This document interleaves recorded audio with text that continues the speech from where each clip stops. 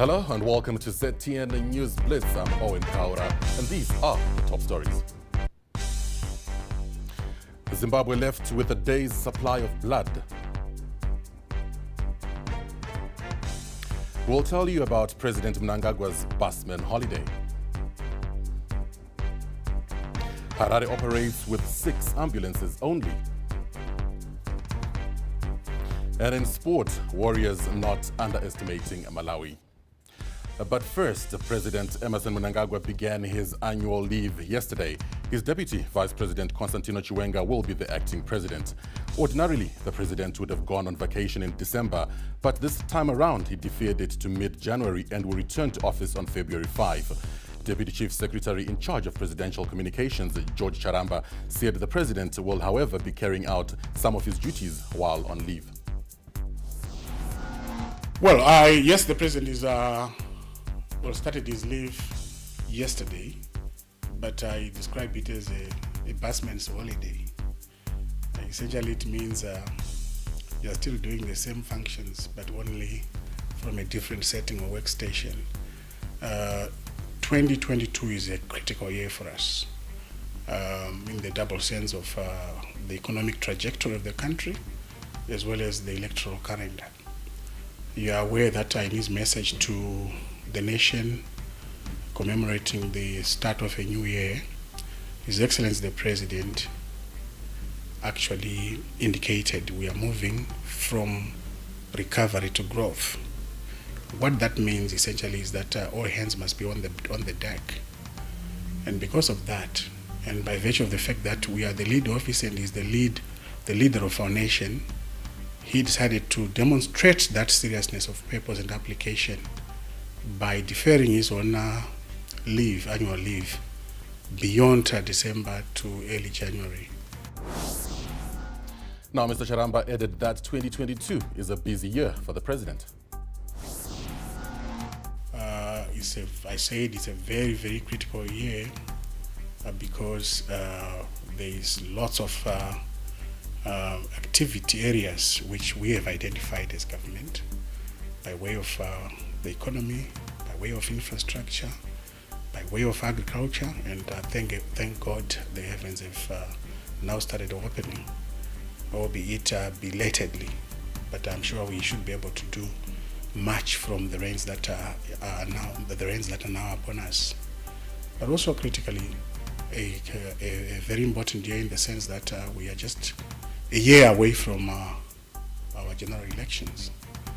That means we have to do lots of preparations electorally, but we also have to hasten the pace in terms of delivery of services so that we render ourselves re-electable.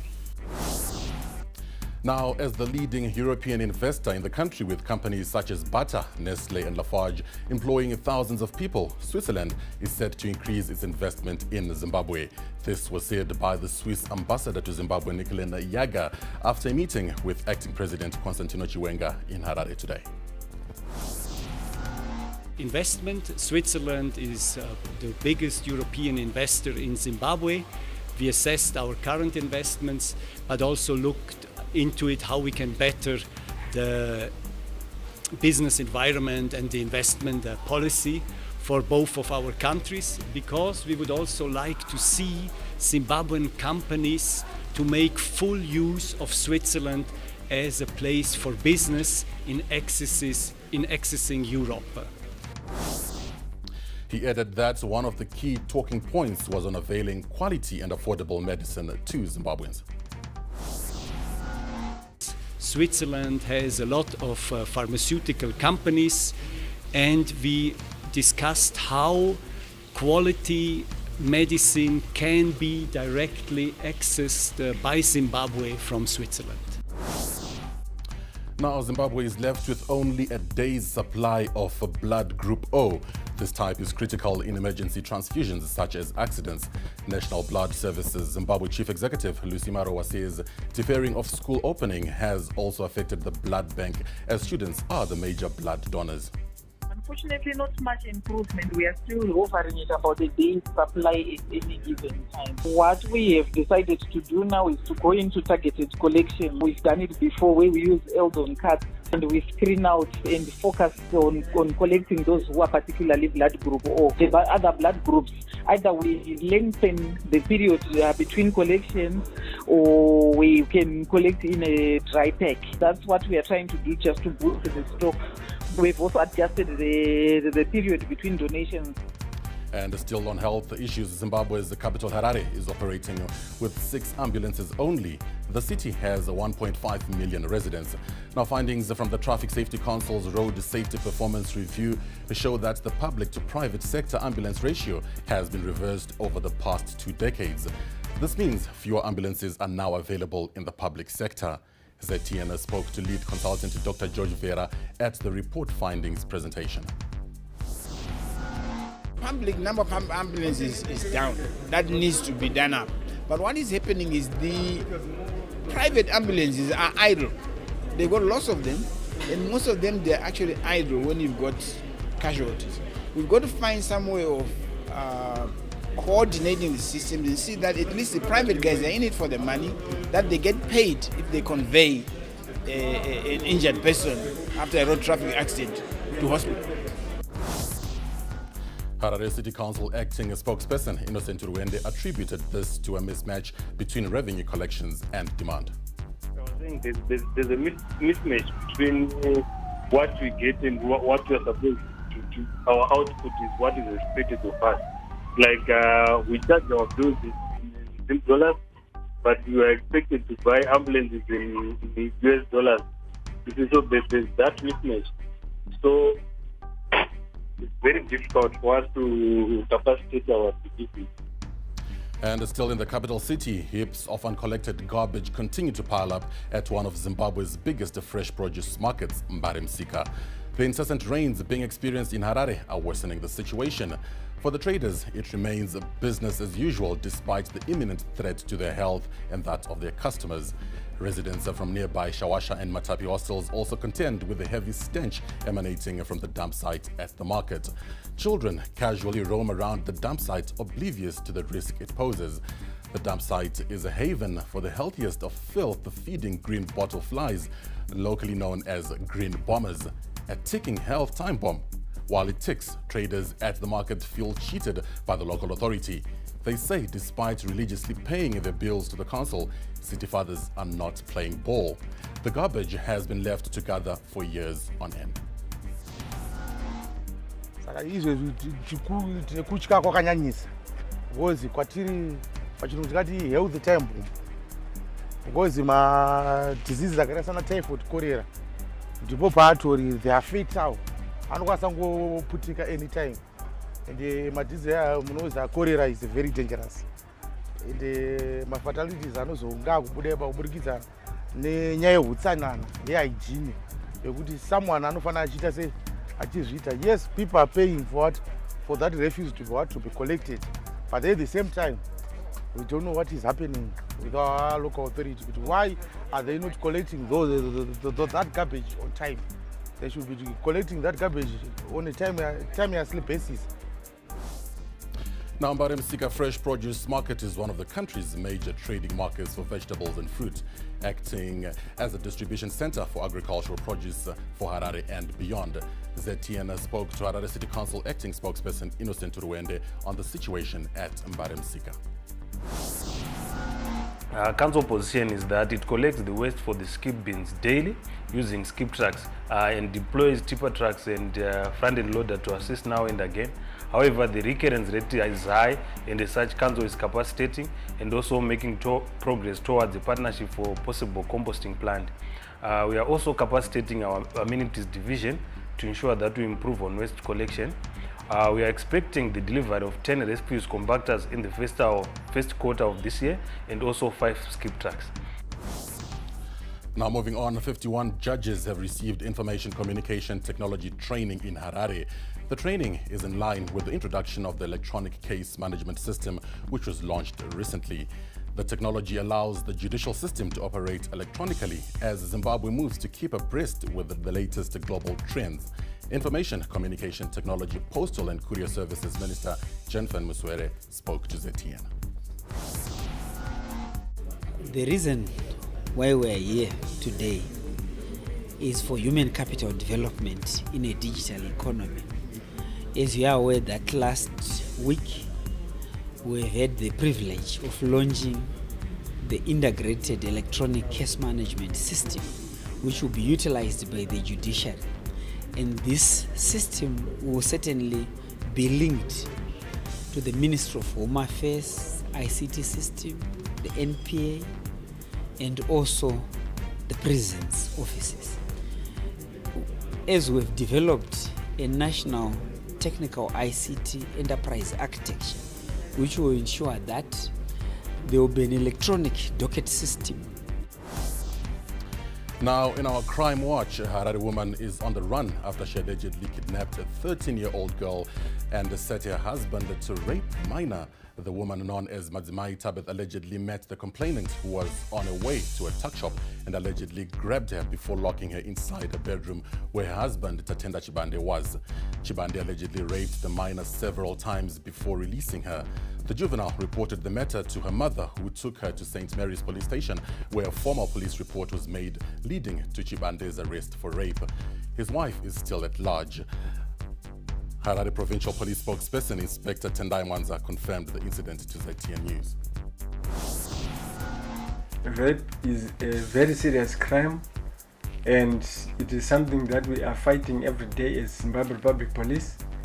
It is also unfortunate that the victim in this case suffered such a crude case under these circumstances. However, we are happy that the accused person was accounted for, and very soon he will be appearing in court.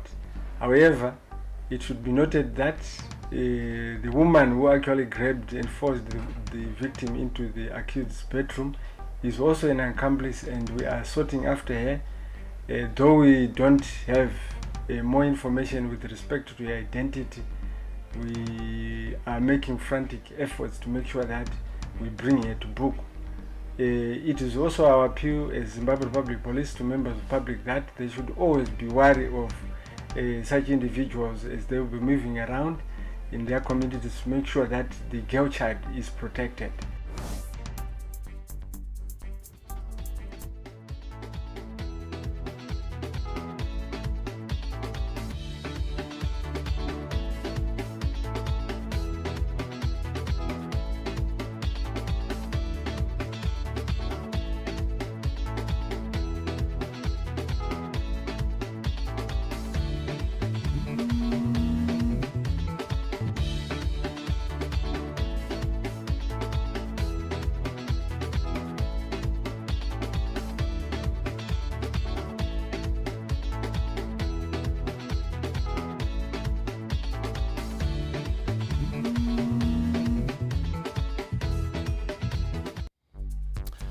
Now, South Africa's Limpopo Health Minister has come under fire for telling schoolgirls to open their books and close their legs. Poppy Ramatuba made the comment during a visit to a secondary school in a bid to encourage sexual abstinence and reduce teenage pregnancy rates. Critics questioned why the remark was only directed at girls. Ramatuba defended the message, which he said was aimed at boys too.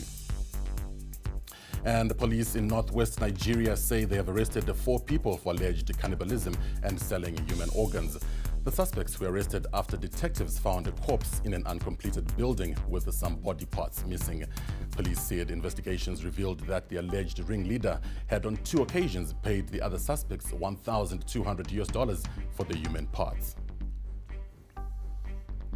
Describing it as a nightmare unfolding, United Nations Secretary General Antonio Guterres has warned that the world is in a race against time to help the Afghan people. The UN chief said a properly funded aid operation in Afghanistan has the capacity to achieve amazing results.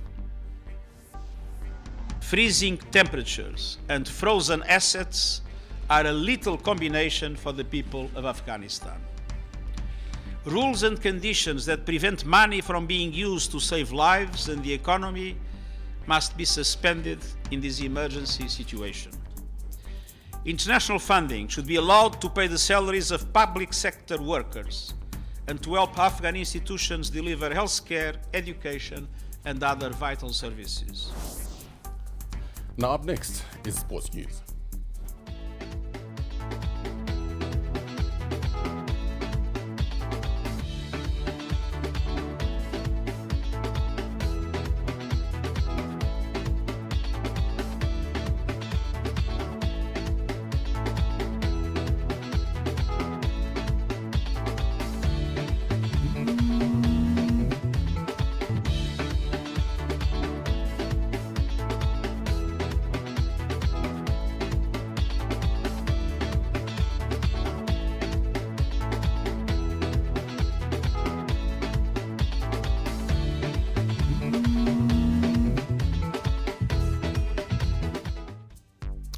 And of course, we start with the Warriors news, where defender Teenage Hadebe says Zimbabwe should not underestimate Malawi in their Group B clash at the 2021 Afcon finals in Cameroon later today.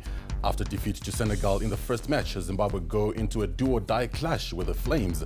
Our reporter, Thaddeus Manyepo, spoke to Hadebe. Against Malawi, you know, all I can do, we just have to, we must not underestimate them. You know, they are also a good team, they have good players too. And it's like a Southern Africa derby. We know each other very well. I'm sure if we go there, we must prepare well for them. I believe if we are well prepared, we're going to collect maximum points. It's not going to be easy, but we'll go there and fight for our country and make. And away from Afcon, Zimbabwe-born US-based football player Farai Mutatu's parents are excited with their son's move to the major soccer league.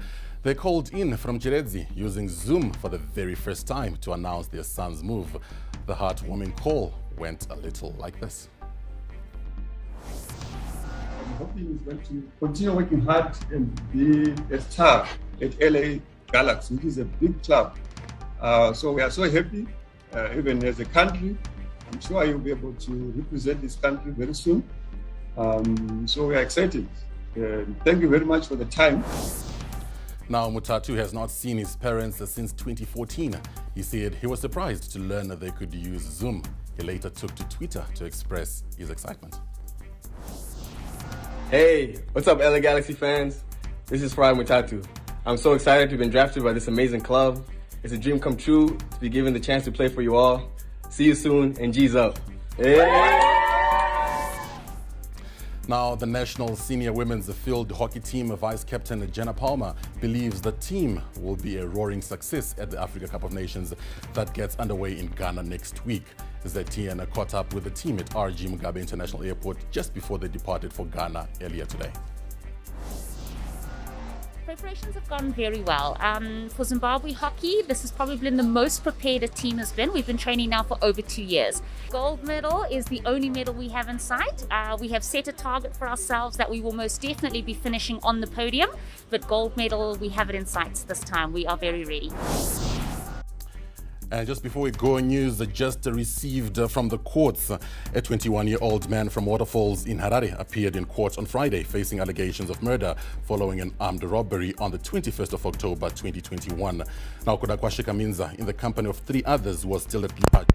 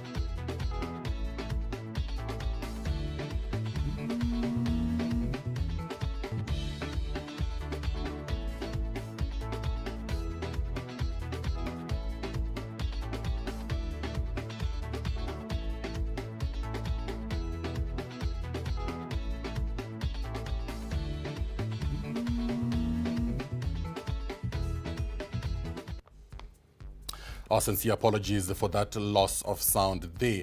But in the news just received, a 21-year-old man from Waterfalls in Harare appeared in court on Friday facing allegations of murder following an armed robbery on the 21st of October 2021. Kodakwashe Kaminza, in the company of 3 others who are still at large, shot the now deceased several times after they had robbed his wife of $2,800. On the 12th of January this year, CID details checked the deceased's call history on his stolen phone, leading to the arrests. Harare Magistrate Yokai Zuda remanded him in custody to the 26th of January 2022 and advised him to approach the High Court for bail. And that's all we had for you today. Just a couple of hours before the Warriors take on the Flames of Malawi. Do stay connected with us on our social media platforms for the match preview and review. Up next, World in 5.